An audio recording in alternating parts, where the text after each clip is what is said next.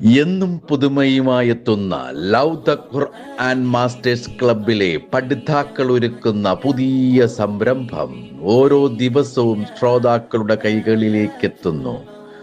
ഒരു ദിനം ഒരു പേജ് ഖുർആൻ പാരായണത്തോടൊപ്പം അർത്ഥവും ഇന്ന് നിങ്ങളുടെ മുന്നിലേക്ക് എത്തുന്നു.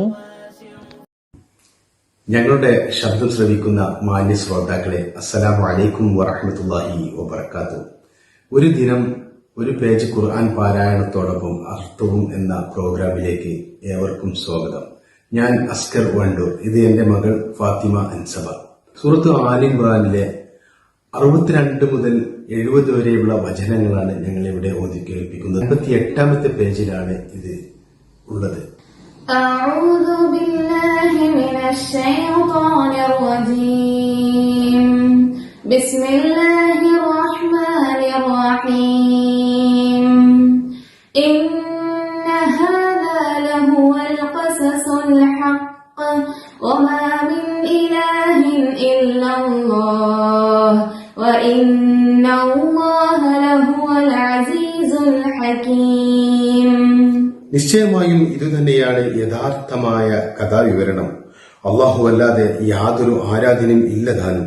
നിശ്ചയമായും അള്ളാഹു തന്നെയാണ് അഗാധജ്ഞാനയായ പ്രതാപശാലിയും.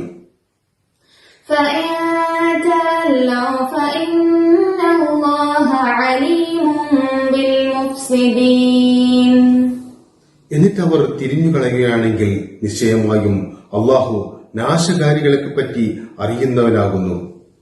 അവർ ഓർക്കുന്നില്ലേ?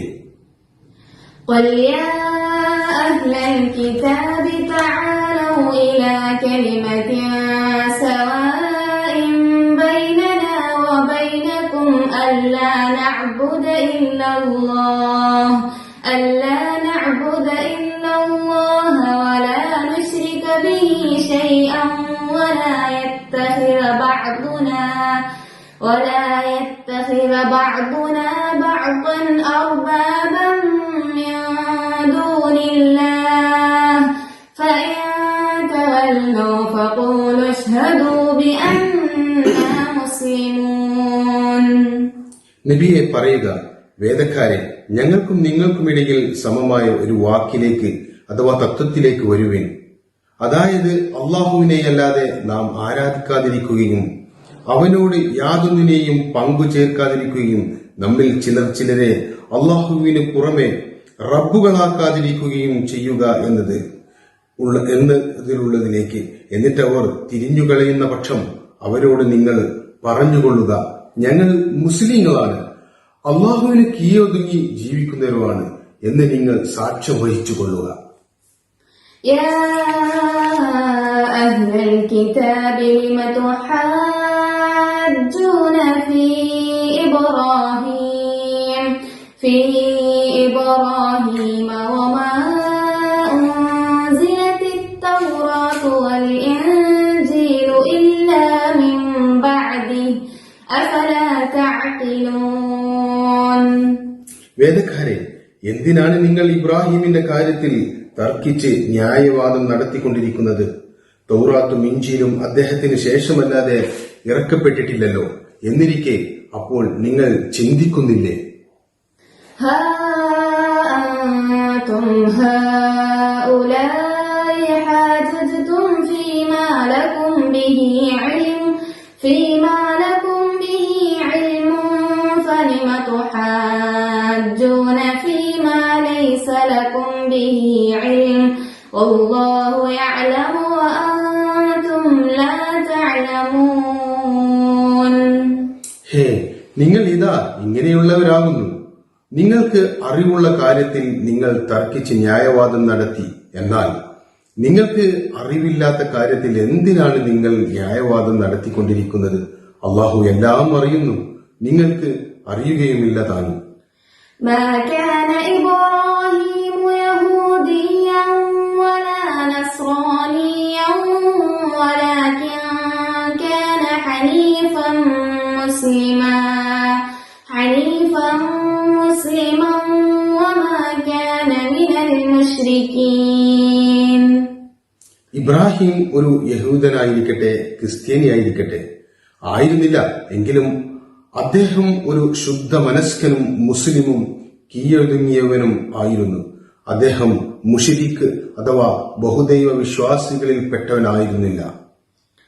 إن أولى الناس بإبراهيم للذين اتبعوه وهذا النبي والذين آمنوا والله ولي المؤمنين.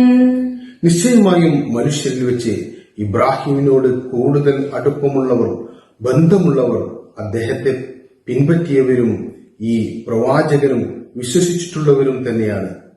അള്ളാഹു സത്യവിശ്വാസികളുടെ രക്ഷാധികാരി അഥവാ സഹായിയാകുന്നു. ودت طائفة من أهل الكتاب لو يضلونكم وما يضلون إلا أنفسهم وما يشعرون. സത്യവിശ്വാസികളെ, വേദക്കാരിൽ നിന്നുള്ള ഒരു വിഭാഗം ആളുകൾ മോഹിക്കുകയാണ്. നിങ്ങളെ അവർ വഴിപിഴപ്പിച്ചിരിക്കുകയാണെങ്കിൽ കൊള്ളാമായിരുന്നു എന്ന്. വാസ്തവത്തിൽ അവർ തന്നെയാണ് വഴിപിഴച്ചവർ. അവർ മനസ്സിലാക്കുന്നില്ല. يا أهل الكتاب لم تكفرون بآيات الله وأنتم تشهدون. വേദക്കാരെ, അള്ളാഹുവിന്റെ ആയത്തുകളിൽ സത്യസാക്ഷ്യം വഹിച്ചുകൊണ്ട് നിങ്ങൾക്ക് അവിശ്വസിക്കുന്നത് എന്തിനാണ്? അസ്സലാമു അലൈക്കും വറഹ്മത്തുള്ളാഹി വബറകാതുഹു. وعليكم السلام ورحمة الله.